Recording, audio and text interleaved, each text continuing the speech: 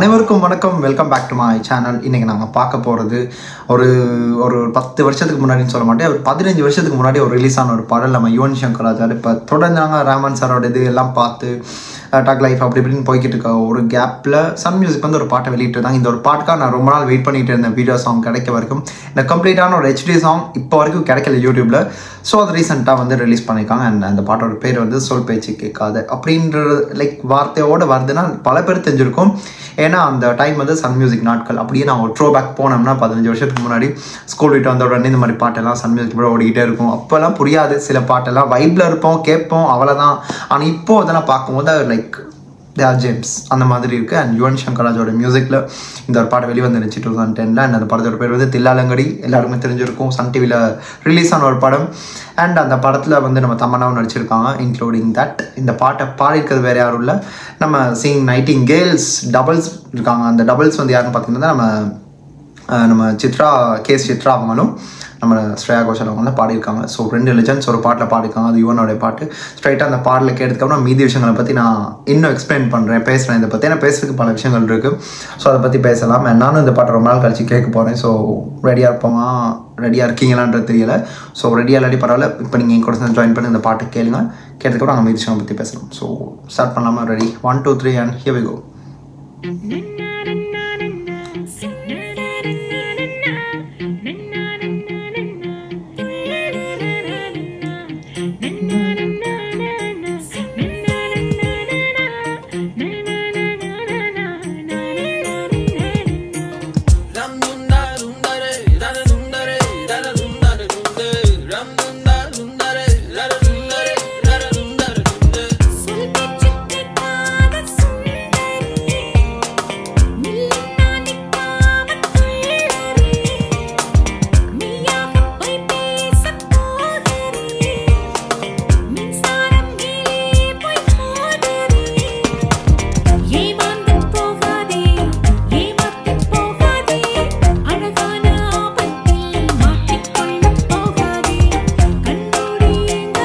ரசித்து பார்க்கலாம் அந்த பாட்டில். பிகாஸ் அந்த மாதிரியான லேயரிங் அண்ட் பிளெண்டிங் அந்த பாட்டில் இருக்கு.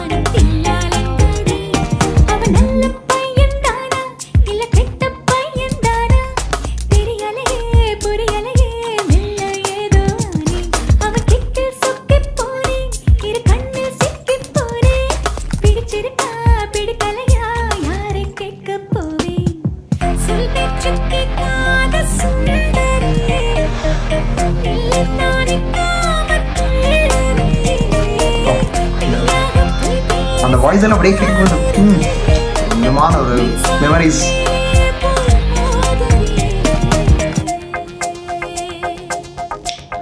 கண்டிப்பாக நம்ம யுவன் பாடுவார்.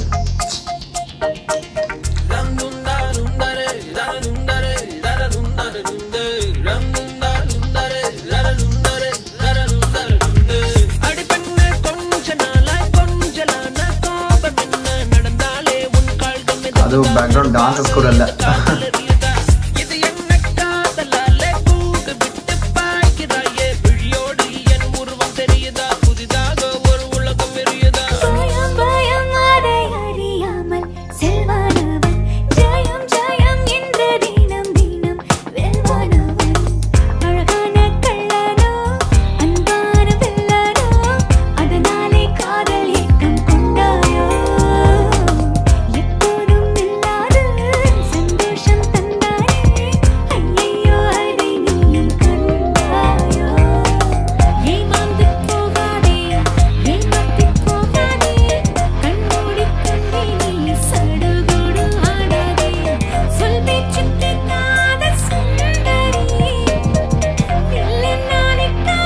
இந்த மியூசிக் தாங்க எனக்கு அப்படியே throw back to Sun music டேஸுங்க. 90s கிட்ஸ்க்கு இந்த ஒரு விஷயம் தெரிஞ்சிருக்கும். இந்த அடிக்கடி போகும் ப்ரோமோ கார்ட்டில் இதை விடுவாங்க, அவ்வளோ நல்லாயிருக்கும். Till date remarkable music, even one of the remarkable.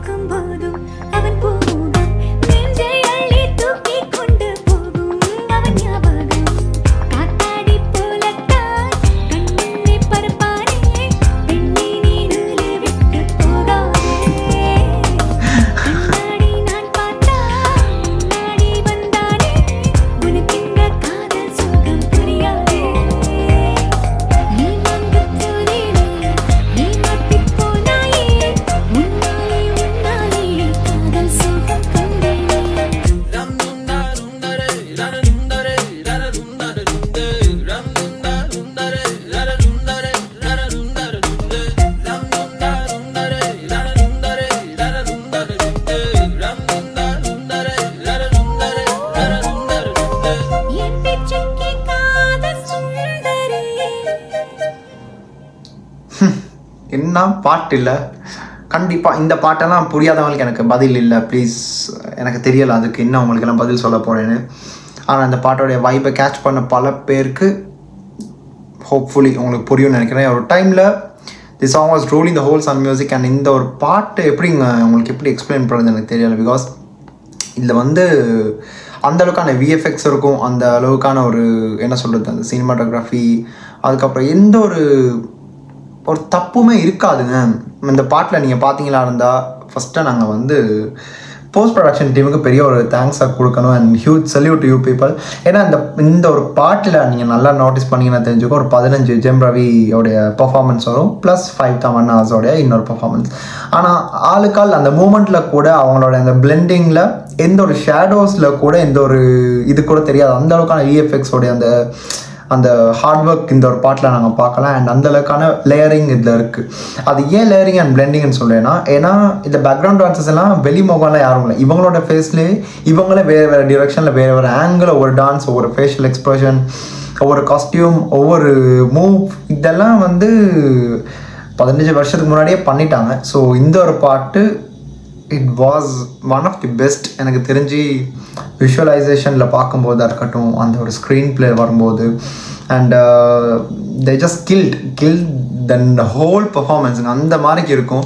And அதில் தமன்னா அண்ட் ஜெயம் ரவி நல்லாவே அந்த டைமில் ஜெயம் ரவி தமன்னா எல்லாம் ஹிட்ஸ் அடுத்தடுத்தா கொடுத்த டைம்னு நினைக்கிறேன். Because even Jayam Ravi was peak டைமில் இருந்தால் அந்த டைமில் நல்ல நல்ல படங்கள் வந்துச்சு அவருக்கு அதோட. அண்ட் அப்போல்லாம் அந்த நாட்கள் வந்து மறுபடியும் வராதுங்க. இப்போ அந்த பாட்டெலாம் சன் மியூசிக்கில் போயிட்டு கேட்கும்போது அந்த நாள் தான் ஞாபகம் வரும். அண்ட் இப்போ யூடியூப்லலாம் கேட்குறோம். இப்போ எல்லாமே டெக்னாலஜி வந்துருச்சு, எல்லாம் அப்படி இப்படின்னு வந்து மாறி போச்சு. ஆனால் அந்த டைமில் நேரோ டெக்னாலஜின்னு ஒரு விஷயத்தை யூஸ் பண்ணாங்க, like which is used in like DVDs எல்லாம். ஃபர்ஸ்ட் சாங் அப்படி தான் நினைக்கிறேன். நானும் அடித்து பார்த்தேன். ஒரு சில கமெண்ட்ஸில் கூட நான் டவுட்டுக்கு செக் பண்ணி பார்த்தேன். லைக் அவங்களும் இதுக்கான ஒரு விஷயத்தை இதை பேசிக்கிட்டு இருந்தாங்க, இதுக்கான சண்டை வந்துச்சு. அண்ட் இன்னொரு பக்கம் வில்லு படத்தில் நீ கோவப்பட்ட நானும் பாட்டை பற்றியும் பேசியிருக்காங்க. அதையும் நான் நினச்சிக்கிட்டு அதை கமெண்ட்லேயே நான் பார்த்துட்டேன். அது வந்து ஆனால் அந்த ஒரு பாட்டிலங்க லொக்கேஷன்லாம் வேறு மாதிரி இருக்கும். அது நம்ம தளபதி வந்து அதில் வந்து அவருமே ஒவ்வொரு காஸ்டியூமில் ஒவ்வொரு இடத்துல வந்து அவருமே ஆடுவார். அது நேச்சுரலாக இருக்கும். அதில் வந்து அதுக்கான விஷயங்கள் வேறங்க. ஆனால் இதில் வந்து ஃபுல்லாக விஎஃப்எக்ஸ் அப்படி இப்படின்னு அவர் வந்து அந்த ஒவ்வொரு இதுக்கும் அவரும் பர்ஃபார்மன்ஸ் இந்த மாதிரி தான் கொடுத்துருப்பாரு. இதில் விஎஃப்எக்ஸ் அதில் வந்து கொஞ்சம் நேச்சுரலாக அப்படியே தெரியும், இந்த மாதிரி எஃபெக்ட்ஸ் இல்லாமல் இப்படி இருக்கும். ஸோ அதுதான் டிஃப்ரென்ஸ். அண்ட் அதுக்கு கம்பேரிசன்லாம் பண்ணவே தேவையில்லைங்க. அந்த பாட்டுக்கான ஸ்டாண்டர்ட் வேறு, இந்த பாட்டுக்கான ஸ்டாண்டர்ட் வேறு. ஸோ இதுக்கெல்லாம் நாங்கள் போட்டியெல்லாம் வைக்கவே முடியாது. அண்ட் இட்ஸ் அ ஹெல்தி கம்படிஷனுங்க. பாடல்களுக்கெல்லாம் அதில் தான் தளபதி பெஸ்ட்டு, இதில் தான் இவர் பெஸ்ட் என்னென்னா இல்லை. பாட்டெல்லாம் கேளுங்க, ரசிங்க, பாருங்கள், அதை பற்றி நல்ல விஷயங்களை பற்றி பேசுங்க. அதை விட்டுட்டு அது எனக்கு தெரியல என்ன சொல்கிறதுன்னு. But still I accept your critics which உங்களுக்கான கருத்து இல்லை. ஸோ அதை நான் எதுவும் தலையிட விரும்பலை. ஆனால் அந்த விஷயத்தை எனக்கு பதிவிட விரும்புகிறேன் அந்த இடத்துல. அண்ட் இன்னொரு பக்கம் வந்து இதில் நான் இன்னொரு விஷயம் நோட் பண்ணேன். ஈவன் கேமராவுடைய அந்த ஆங்கிள் கூட ஒவ்வொரு ஆங்கிளில் போகும்போது ஒவ்வொரு மூமெண்ட் போகும், ஒவ்வொரு எக்ஸ்ப்ரெஷன் கொடுப்பாங்க. அண்ட் அதோடு சேர்த்து நம்ம யுவனோடைய வோக்கல்ஸ் வரும்போது அவரோட மியூசிக், அந்த இடையில வர அந்த ஒரு இன்டர்லூட்டாக இருக்கிறவங்க, அதெல்லாம் it just took me back to those டேஸுங்க. அந்த டைம்லலாம் நான் வந்து 6th standard 5th standard படிச்சுட்டு இருந்தேன். ஸோ அப்போ வந்து இந்த பாட்டெலாம் கேட்கும்போது oh my God, nostalgic moments. அதனால தான் இன்றைக்கி இந்த வீடியோ எடுத்து நான் பண்ணுறேன். அதனால தான் உண்மையான விஷயம் அதுதான். அண்ட் இன்னொரு பக்கம் நாங்கள் பேச மறந்த இன்னொரு விஷயம் வந்து நம்ம ஸ்ரேயா கோஷல் அண்ட் சித்ரா மேமோடைய வாய்ஸ்.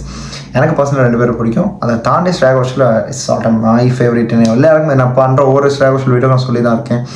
அண்ட் அவங்களும் எல்லா இடத்துலையும் பாடும்போதும் ரொம்ப இந்த 2 குயில் சேர்ந்து கத்திக்கிட்டு இருந்தா, கூவிட்டு இருந்தால் எப்படி இருக்கும், கூவுறதா சம்திங், அது கூவுறதுன்னு வச்சுக்கலாமே, அவ்வளோ அழகாக இருக்கும் கேட்கும்போதும். அண்ட் இந்த பாட்டில் அந்த மாதிரி விஷயங்கள் யுவன் 2 லெஜண்ட்ஸை வச்சு அப்போவே பாட்டெல்லாம் பண்ணிட்டாரு.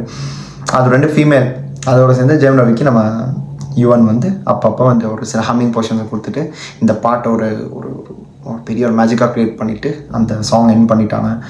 ஸோ அதுதாங்க இந்த பாட்டை பற்றி நான் சொல்ல வந்த விஷயங்கள் எல்லாமே. ஏன்னா இப்போல்லாம் இந்த மாதிரி பாட்டெல்லாம் வராது, பண்ணாலும் அதுக்கு குறைகள். இப்போல்லாம் கங்குவா எடுத்துக்கோங்க, இவன் தேவரா, இந்த மாதிரி விஷயத்துக்கெல்லாம் எவ்வளோ பேச்சு வருது. அதெல்லாம் அந்த டைமில் வந்து அந்த காலகட்டத்துக்கு ஏற்ற மாதிரி வந்த பாட்டுக்கு அந்த ஒரு இது இருந்துச்சு. இப்போ எல்லாமே மாறி போச்சு. டெக்னாலஜி சொன்ன மாதிரி தான் எல்லாமே வந்திருக்கனால பல விஷயங்கள் வந்து இப்போ மறைந்து விடுகிறது, பல குறைகள் வந்து மேலே வந்து தூக்கி நிற்கப்படுகிறது. ஸோ அதுதான் விஷயம். அண்ட் தட்ஸ் இட்டுங்க. இதுக்கு மேலே வள நான் பேசுறதுக்கு எதுவுமே இல்லை. நான் எல்லா கருத்தையும் சொல்லிட்டேன். உங்களுக்கும் இந்த பாட்டோட ஞாபகங்கள் கண்டிப்பாக 90s கிட்ஸ் இருந்தால் இதை லைக் பண்ணுங்கள். உங்கள் கருத்துக்கள் இருக்கும். நீங்கள்லாம் அந்த டைமில் அந்த சைல்ட்ஹுட் மெமரிஸ் அப்படியே ரீகால் பண்ணுங்கள். நாஸ்டாலஜிக் மூமெண்ட்ஸ் இருக்கும். ஸோ அதுக்கு தான் இந்த வீடியோ நான் எடுத்து பண்ணேன். பிகாஸ் பேக் டு பேக் நாங்கள் பல நியூ அப்டேட்ஸ் தான் பார்த்துக்கிட்டு இருந்தோம். ஸோ இந்த ஒரு பாட்டு அப்படியே எடுத்து போட்டுடலாமே அப்படின்றதுக்காக இன்றைக்கி எடுத்து பண்ணேன். அண்ட் நானும் இந்த பாட்டு ரொம்ப நாள் கேட்கவே இல்லை. ஸோ அதனால தான் இன்றைக்கி எடுத்து பண்ணேன். That's it. இந்த வீடியோ நான் முடிச்சுக்கிறேன். அடுத்த எந்த ஒரு வீடியோக்கு நம்ம ரியாக்ட் பண்ணணும் இல்லை இதை பற்றி யாராச்சும் எடுத்து பேசுகிற மாதிரி தான் கூட நீங்கள் கீழே கமெண்ட் பாக்ஸில் இல்லாமல் கண்டிப்பாக எடுத்து நான் பண்ணுவேன். அண்ட் என்னோட சேனல் இன்னும் சப்ஸ்கிரைப் பண்ணாலே கண்டிப்பாக சப்ஸ்கிரைப் பண்ணுங்கள். ஏன்னா பல பேர் சப்ஸ்கிரைப் பண்ணாமலே லைக் அடுத்தது வீடியோஸ் பார்த்துக்கிட்டு இருக்காங்க. பட் ஸ்டில் உங்களுக்கு வந்து கம்ஃபர்டபுளாக இருக்கும். நீங்கள் அந்த சப்ஸ்கிரிப்ஷன் போட்டிங்கன்னா அடுத்த வீடியோஸ் அப்டேட்ஸ் எல்லாம் வந்துட்டுருக்கும். ஸோ உங்களுக்கான பாடல்கள் உங்களுக்கான அப்டேட்ஸ் எதுவாக இருந்தாலும் நீங்கள் சொன்னீங்கன்னா கண்டிப்பாக எடுத்து நான் அதை பண்ணுவேன் என்னோடய டைமுக்கு ஏற்ற மாதிரி. ஸோ எஸ், இந்த வீடியோ முடிச்சுக்கிட்டு இன்னொரு புதிய ஒரு வீடியோ மறுபடியும் சொல்லுங்கள். This is simply Hari signing off from here. Stay tune.